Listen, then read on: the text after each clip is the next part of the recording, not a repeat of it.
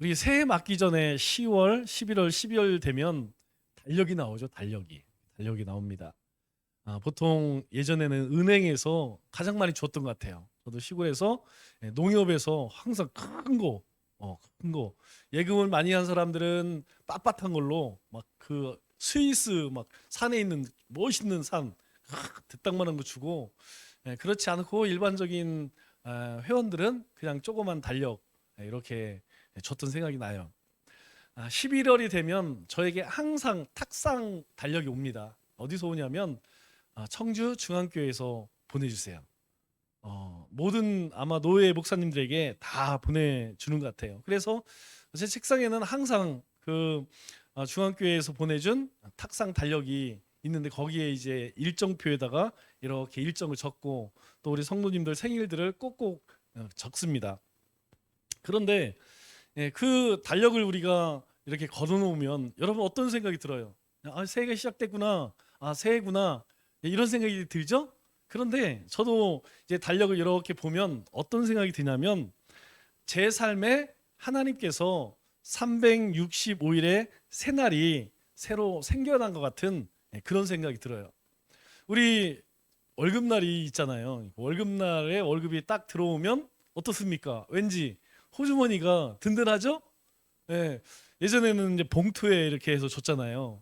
그 월급을 딱 받으면 왠지 한 달을 보상받고 또 한 달을 살아갈 수 있는 그런 물질이 생겨서 참 그냥 뿌듯해요.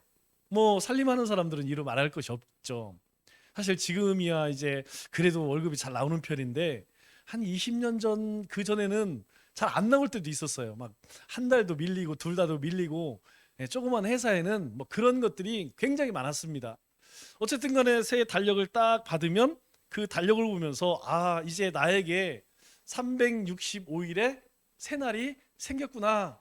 야, 이제 360일이 새롭게 생겼구나. 이런 생각이 들어서 듭니다. 그리고 더구나 올해 1월 달 달력을 딱 보면 빨간 날이 며칠인지 아세요? 빨간 날이 8일입니다. 8일. 이렇게 이제 빨간 날이 많으면 더 좋죠. 특히 직장 다니는 사람들에게 있어서 이 빨간 날이 많으면 많을수록 사장님은 죽어나지만 종업원들은 너무나 좋아요. 1월 달에 보니까 빨간 날짜가 8개나 되더라고요. 우리가 삶을 이렇게 돌아보면서 또 삶을 또 새로 시작하면서 어떤 생각이 드냐면, 나는 자존심이 있는 사람인가 자존감이 있는 사람인가, 이런 생각을 한번 해봐요. 여러분들도 어떻습니까? 우리도 이전에 한번 그런 얘기 했었죠. 나는 자존심이 강한 사람인가 아니면 자존감이 풍성한 사람인가. 그럼 비슷한 말 같지만 사실은 굉장히 틀린 말이에요. 쉽게 이야기하면 자존심은 무엇이냐면 다른 사람이 나를 보는 관점, 그리고 자존감은 내가 내 자신을 보는 관점, 이렇게 생각하면 쉽습니다. 그래서 자존심은 뭐냐면 남에게 굽히지 아니하고 자신의 품위를 스스로 지키는 마음. 자신의 품위를 지키려고 하는 마음은 자존감이나 자존심이나 똑같아요. 그런데 다른 사람들에게 보이려고 하느냐 아니면 내 스스로를 보느냐, 요 차이라는 것이죠. 그래서 이 자존심이 강한 사람들은 다른 사람들에게 있어서 이렇게 이제 어떤 자기의 연약함들이 있죠. 이걸 잘 드러내려고 안 해요. 그리고 이제 흉이 있죠. 연약함. 이제 그런 것들을 이제 건들게 되면 참지를 못하죠. 흔히 자존심이 상했다. 자존심이 상해갖고 이제 막 견딜 수가 없는 거야. 왜? 마음 가운데 막 분노가 일어나요. 아니 네가 나를 그따위로 봤단 말이야. 네가 나를 그 정도밖에 안 봤단 말이야. 그래 막 참을 수가 없는 거죠.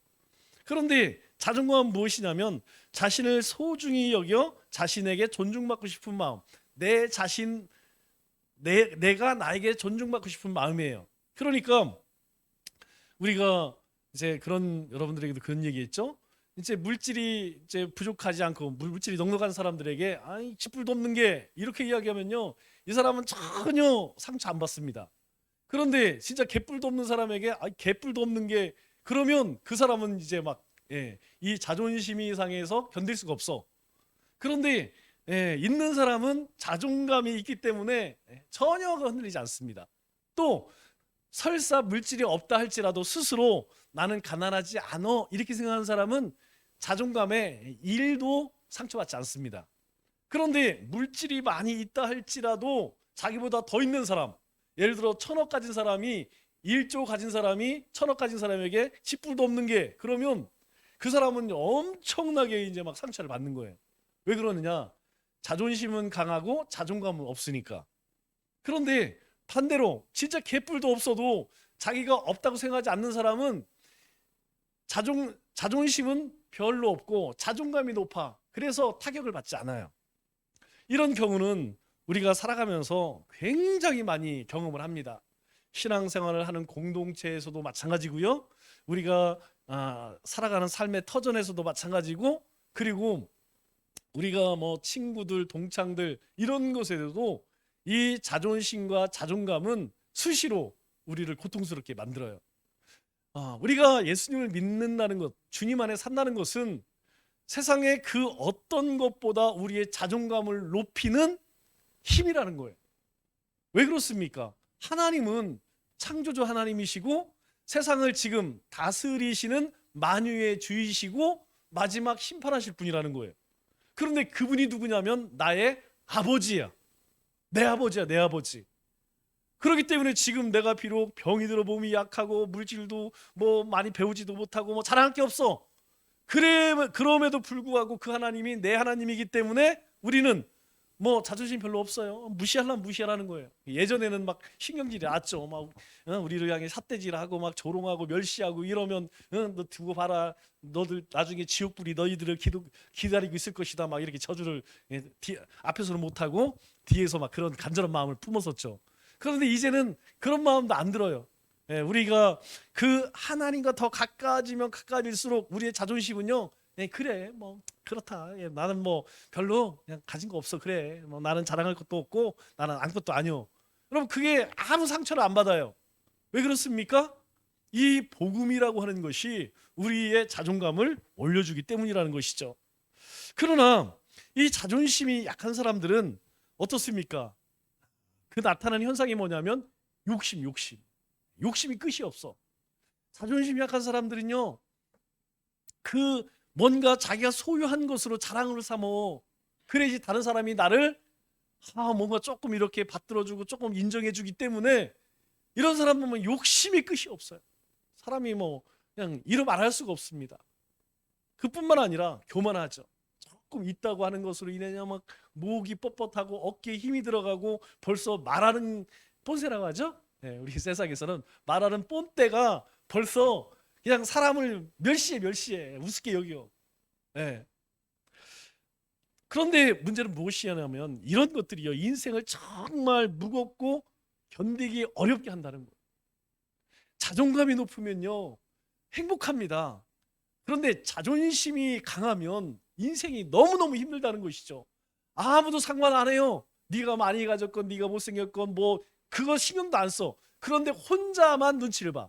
그러니 얼마나 인생이 대간하겠습니까? 그래서 우리가 새삼 깨닫는 것이 무엇이냐면, 이 자존심을 내려놓으면 모든 일들이 참 쉬워요. 인생 자체가 쉬워. 사람과의 관계가 쉬워. 이 자존심만 내리면, 낮추면 뭐 그냥 특별히 이제 우리 가정에서도 그렇죠. 가정에서도 이제 처음에 이제 많이 부딪혀요. 그런데 어느 순간 한 10년 정도 이제 이렇게 넘어가고 한 20년 정도 넘어가면 별로 이제 자존심 같은 거 세우질 않아요. 그러면 가정 생활이 편해집니다. 이전 같으면 뭐 여기가 왜 있느냐 없느냐 막 그게 막 짜증이 나고 막 그러는데, 이제 어느 정도 시간이 지나면 그거 아무 문제가 안 된다는 거죠. 왜? 인생이 참 편해져요. 그래서 자존심은 내려놓아야 편합니다. 그리고 자존감은 올려야 행복하다는 것이죠. 저는 올해 예수님을 사랑하는 해, 여러분 이 예수님을 사랑하면 우리에게 주는 유익이 뭡니까? 예수님을 사랑하면 사랑할수록 우리의 자존감이 그냥 급상승한다는 거예요. 이 자존감이 올라가면요, 뭐 남이야 어떻게 보든 간에 내가 너무너무 행복합니다. 그래서 우리의 행복은 어디에 있느냐? 그리스도에게 있다는 거예요. 예수님이 나에게 오셔서 자녀 삼아 주셨다는 것, 그리고 영원한 천국을 약속하셨다는 것, 이것만 생각해도 찬양이 절로 나와요. 행복하다는 것이죠.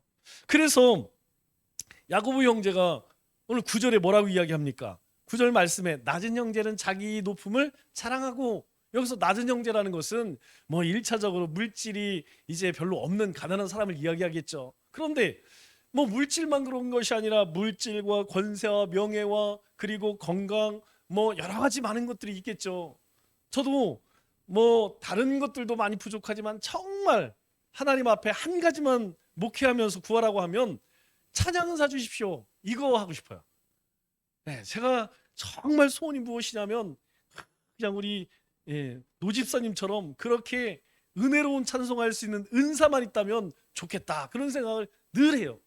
여러분, 이게 뭐냐면 상대적으로 낮은 형제라는 거예요. 내가 뭔가 부족하다, 내가 뭔가 강하다, 그런 것을 느끼는 그런 형제가 있다면, 그런 사람이 있다면 자기의 높음을 자랑하고, 세상의 관점으로는 뭐 멸시하고 무시하고 조롱합니다. 그러나 우리를 누가 높이셨어요? 하나님이 높이셨어요. 우리가 하나님의 자녀예요. 세상에 하나님 자녀보다 더 존귀한 사람이 있을까요? 없다는 것입니다. 창조주 하나님이십니다. 세상의 주권자 하나님이세요. 그분의 자녀예요. 그렇기 때문에 내가 혹시 나는 좀 뭔가 이렇게 뭐 자존감 낮고 인생에 소유한 것도 별로 가진 것이 없고 내세우고 자랑할 것도 없어, 그런 사람이 있다면 자기의 높음, 우리를 높여주신 그 하나님을 자랑하라는 거예요. 그 주님을 찬송하고 그 주님을 예배하고 그 주님의 말씀을 쫓아 살아가라는 거예요. 그러면 하나님께서 그 심령 가운데에 참된 행복을 주신다는 것이죠. 그런데 반대로 10절 말씀을 보니까 뭐라고 이야기합니까? 부한 자는, 스스로 부하다고 느끼는 사람은 어떻게 말합니까? 자기의 낮아짐을 자랑할지니, 이렇게 이야기해요. 여러분, 이 말씀도 사실 상당히 역설적이죠. 낮은 자도 낮은 형제는 자기 높음을 자랑하고, 사실 쉽지는 않습니다. 여러분, 내가 뭐 가진 것이 없는데 어떻게 새 나가서 당당하게 살아갑니까? 왠지 움츠러들죠. 그렇죠? 그렇지 않습니까? 여러분, 제가 늘 말씀드리지만 지갑이 둥두둥하면 친구들 만나는 게 두렵지가 않아요. 야, 우리 뭐 먹으러 가자, 뭐 이렇게 하죠. 그런데 지갑이 얇으면요, 그런 얘기 못 합니다. 그러니 그럼에도 불구하고 낮은 형제는 자기 높음을 자랑하고, 역설적이에요. 반대로 부한 자는 자랑해야죠. 야, 내가 이런 차 타, 나 이런 집에 살아, 내가 뭐 얼마, 한 달에 얼마 버는지 알아? 내가 1년 연봉이 얼마인지 알아? 내 밑에 사람들이 얼마인지 알아? 여러분, 당연히 부한 자는 자기의 높음을 자랑할지니, 이렇게 되는 거 아닙니까? 그런데 야고보 형제는 이 초대교회 성도들에게 뭐라고 이야기하냐면 자기의 낮아짐을 자랑할지니, 이렇게 이야기하고 있어요. 그렇게 이야기하는 이유가 무엇입니까? 하반절에 이렇게 이야기하죠. 이는 그가 풀의 꽃과 같이 지나감이라. 그래, 네가 지금 가지고 있는 물질, 네가 가지고 있는 권세, 뭐 자랑할 것들, 그것들이 영원하다면 그렇게 하라는 거예요. 그러나 그가 풀의 꽃과 같이 다 그것은 지나간다. 부한 자의 생명도, 부한 자의 그 부귀함도 들풀과 그 꽃처럼 다 지나가는 것을 내가 알아야 한다, 그렇게 이야기하죠. 아무리 재산이 많이 있어도 그 재산이 우리의 삶의, 우리 영혼의 주인이 될 수 있을까요? 없다는 것입니다. 여러분, 세상에 아무리 뭐 엄청난 권세를 가졌다 할지라도 그 권세가 우리 삶의 주인이 될 수 있습니까? 없다는 것이에요. 이제까지 모든 역사를 통하여서 부와 명예와 권세를 가진 사람 치고 그것으로 행복하거나 끝이 잘 된 사람이 있습니까? 없어요. 여러분, 역사를 보십시오. 그 끝을 보면 하나같이 비참하다니까요. 그 가운데에서 하나님을 경외한 사람을 제외하고는 여러분, 그 인생이 그냥 온전히 하나님이 주신 천수들인 사람 한 명도 없습니다. 한 명도 없어요. 뭐 사고가 나거나 병이 들거나 아니면 자살하거나 다 비극으로 그 인생이 끝냈죠. 왜요? 그게 내 인생의 주인인 줄 알고 쫓아가 보니까 그 끝에 가 보니까 아무것도 아닌 거예요. 그게 그 마음 가운데 찾아오는 그 낙심이라고 하는 것은, 인생의 공고함이라는 것은 여러분 견딜 수가 없습니다.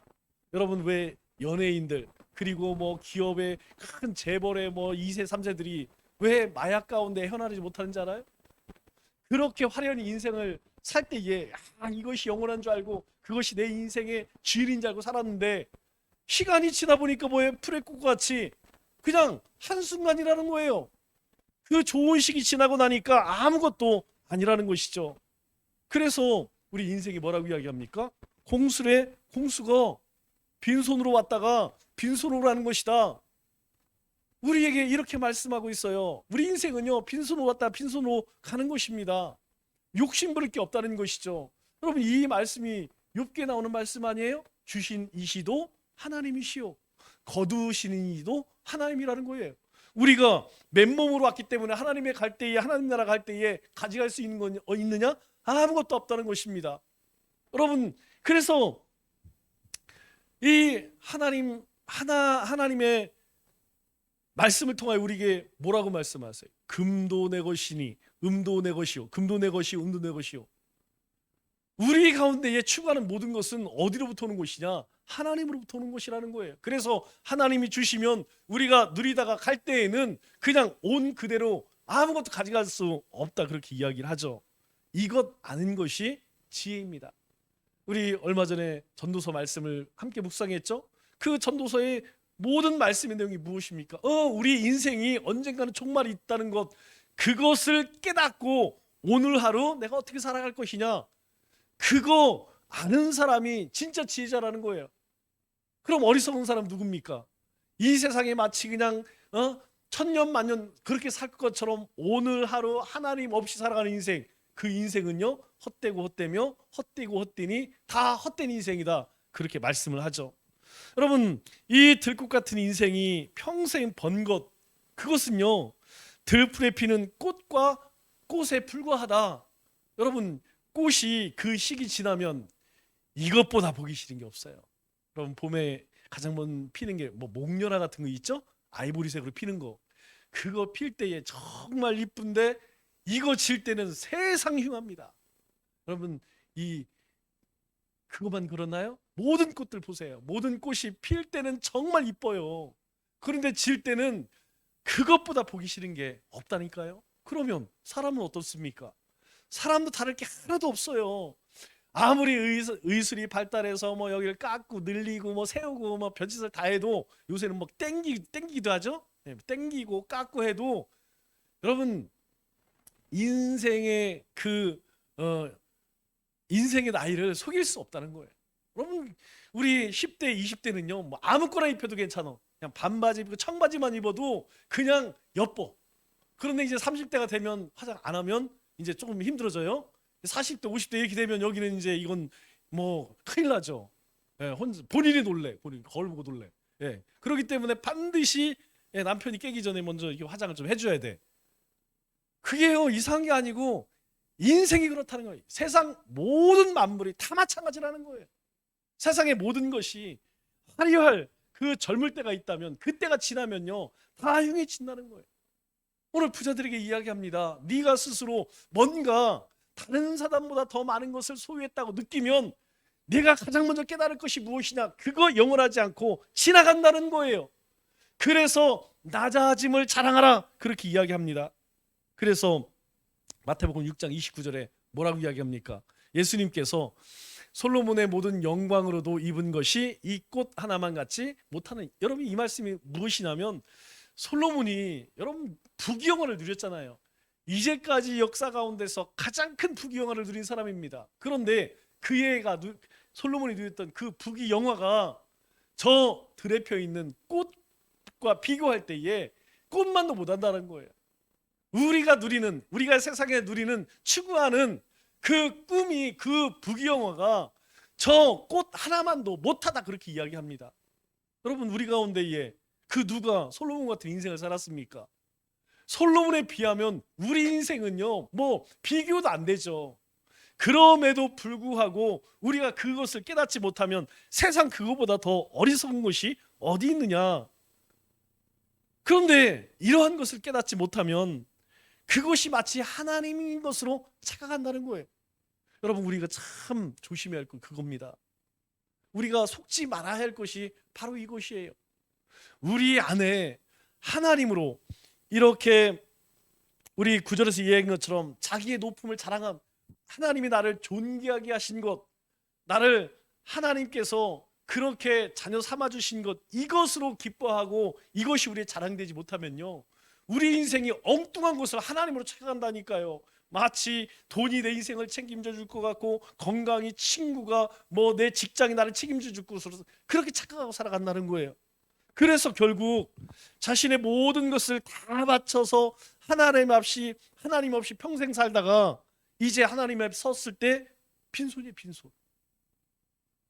그래서 사도 바울이 갈라디아서, 로마서에서 우리에게 강조하는 것이 무엇입니까? 의인은 오직 무엇으로 산다?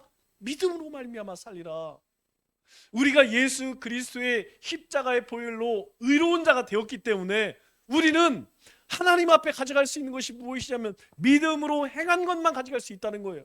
내가 믿음으로 하나님 앞에 그렇게 우리의 가슴을 치며 기도하고, 그리고 하나님 앞에 헌신하고 예배하고 물질을 드리고, 그리고 복음을 위해서 그 증거된 삶을 살아갔던 것, 그것은 하나도 땅에 떨어지지 않는다는 거예요. 그것은 다 하나님의 나라에 다 상급으로 쌓인다는 거예요. 하나님께서 그 행한 대로 다 갚아주신다는 겁니다. 그러나 우리가 이 꽃과 같이, 들의 꽃과 같이 사라질 것들, 그것 쫓아서 열심히 살아가면 나중에 하나님 앞에서 내놓을 것이 하나도 없다는 거예요. 주님이 우리에게 이야기하는 것이 무엇입니까? 악하고 게으른 종이냐, 착하고 충성된 종이냐? 주님이 이야기하세요. 참 잘하였도다. 내가 작은 것에 충성하였으니 내가 내 잔치에 참여해. 이리 와, 이리 와. 내가 이 천국에서 잔치, 이 잔치에 너를 내가 초청하겠다. 그러나 그렇지 못한 사람들에게, 빈손으로 온 사람들에게 뭐라고 이야기합니까? 악하고 게으른 종아, 저기 바깥 어두운 데 가서 이를 갈며 슬피 울리라. 그래서 11절에 뭐라고 이야기합니까? 해가 돋고 뜨거운 바람이 불어 풀을 말리면 꽃이 떨어져 그 모양의 아름다움이 없어지나니 부한 자도 그 행하는 일에 이와 같이 세잔하리라. 뭔가 있다고 그것을 가지고 자랑으로 삼고 그것으로 기쁨으로 살면 결국 해가 돋고 바람이 불어서 인생 가운데에 이제 죽음 앞에 설 그때에 내 모든 것들은 다 세잔하리라. 하나님 앞에 내어놓을 것, 자랑할 것 아무것도 없다는 거예요.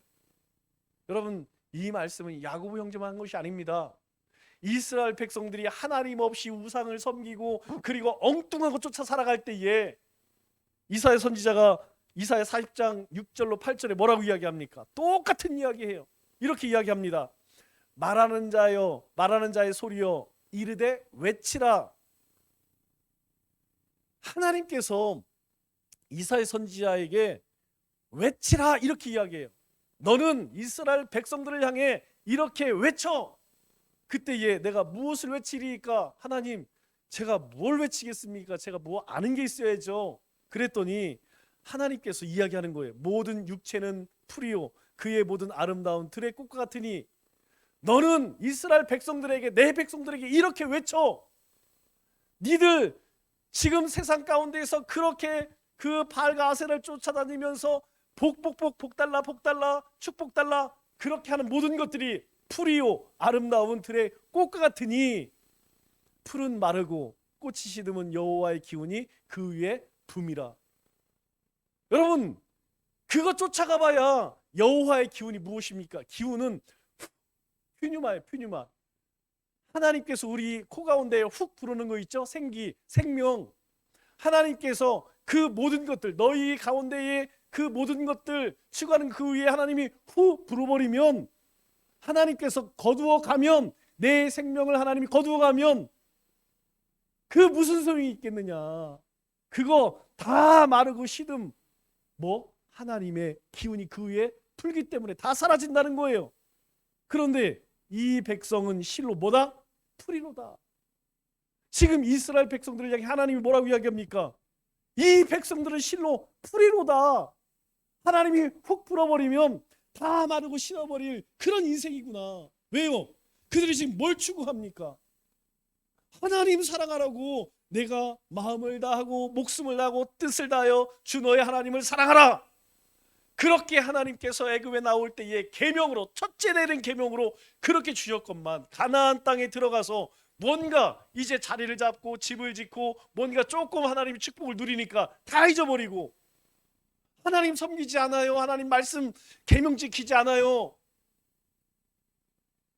오늘 야고보 사도가, 형제가 왜 이런 이야기를 할까요? 초대교회에 이런 성도가 있었다는 것입니다. 낮은 사람들은 멸시하고 있는 것 그거 자랑하고 영원한 것처럼 살아간다는 것이죠. 그러면 우리는 어떠냐 하는 것이죠. 우리는 실로 정말로 가난한 심령으로 그렇게 살아가고 있느냐, 우리에게 말씀하고 있는 거예요. 왜 그럴까요? 풀은 마르고 꽃은 시드나. 우리가 추구하는 것들이요, 우리가 그렇게 간절히 사모하는 것들이 다 사라진다는 것입니다. 그런데요, 우리 하나님의 말씀은 영원히 서리라. 하나님 말씀이 무엇입니까? 내가 여호와의 말씀을 듣고 지켜 행하면 내가 나가도 들어가도 복이 받을 것이요, 모든 민족에 뛰어나게 할 것이요, 하나님께서 그렇게 우리에게 복을 주시겠다는 거 아니겠어요? 그 말씀은 사라지지 않는다는 거예요. 그래서 하나님 말씀을 듣고 지켜 행하라. 그러면 하나님께서 너를 네가 뜻하는 대로 온 세상 가운데에 존귀하게 해주실 것이다. 하나님께서 이스라엘 백성들에게 이사야를 통하여서 힘껏 외치라. 왜 그렇습니까? 어리석기 때문에. 오늘 우리 가운데에 동일한 말씀을 합니다. 모든 사람의 생명은 풀이고 인생이 누리는 모든 아름다움은 풀에 맺힌 꽃과 다를 바가 없다는 것이에요. 그래서 여호와의 기운, 강한 햇빛, 뜨거운 바람이 불어오면 그 모든 것들은 다 말라버리고 다 시들어버리고 결국에 추해지고 사라질 때가 온다는 것입니다. 여러분, 우리 인생을 얼마나 살 것 같습니까? 여러분 스스로 한번 생각해 보세요. 내 남은 인생이 얼마나 될까? 저는 사람은요, 두 발로 걸어 다닐 때까지 살아있는 거라고 생각해요. 이제 두 발에서 세 발로 옮겨지죠? 지팽이 쳐야 할 때가 옵니다. 여러분, 그때부터는 우리 인생이 이제 시들어가는 거예요. 그러다가 이제 세 발로도 걷지 못하고 네 발로 걷게 되면 그때는요, 우리 인생이 이제 며칠 남지 않았어요. 얼마나 남을까요? 여러분, 아무리 제가 보니까 기력이 좋은 사람이라도 80쯤 넉넉 잡아서 80까지는 그래도 잘 관리하면, 여러분 80이면 이제 내 남은 인생이 얼마입니까? 여러분, 우리가 한 해 한 해 우리 인생을 돌아보면 속도가 어떻다고요? 자기 나이 속도로 간다는 거예요. 40은 40km, 50은 50km, 60은 60km, 70은 70km, 80은 80km로 간다는 거예요. 갈수록 인생이 느려지는 게 아니고요, 갈수록 인생이 빨라진답니다. 그럼에도 불구하고 여전히 우리의 높은 것, 그것을 우리를 높여준 것을 자랑하지 못하고 우리 자신을 낮추지 아니하면 우리가 추구하는 모든 것이 이 땅 가운데 남을 것이 아무것도 없다, 그렇게 말씀하고 있습니다. 말씀을 맺겠습니다. 올 한 해도 우리의 삶에는요, 여러 가지 시련이 찾아오겠지만 하나님은 우리에게 말씀합니다. 그의 나라와 의를 구하라. 너희에게 먹고 마시고 입는 것 내가 다 한다는 거예요. 그러나 그것도요, 세상 사람들이 구하는 것이라고 합니다. 너희가 먼저 구할 것은 하나님의 나라와 그의 의라고 우리에게 말씀합니다. 심령이 가난한 자가 되어서 하나님을 부할 수 있는 자가 되어야 한다는 거예요. 심령이 가난하지 않으면, 우리의 심령이 가난하지 않으면 하나님 나라를 기업으로 얻을 수가 없다고 이야기합니다. 그래서 우리를 존귀하신 하나님을 높이고 우리를 겸손하게 하신 하나님의 이름을 자랑하는 남은 3일 우리 믿음의 권속들의 삶이 되시기를 주님의 이름으로 축원합니다.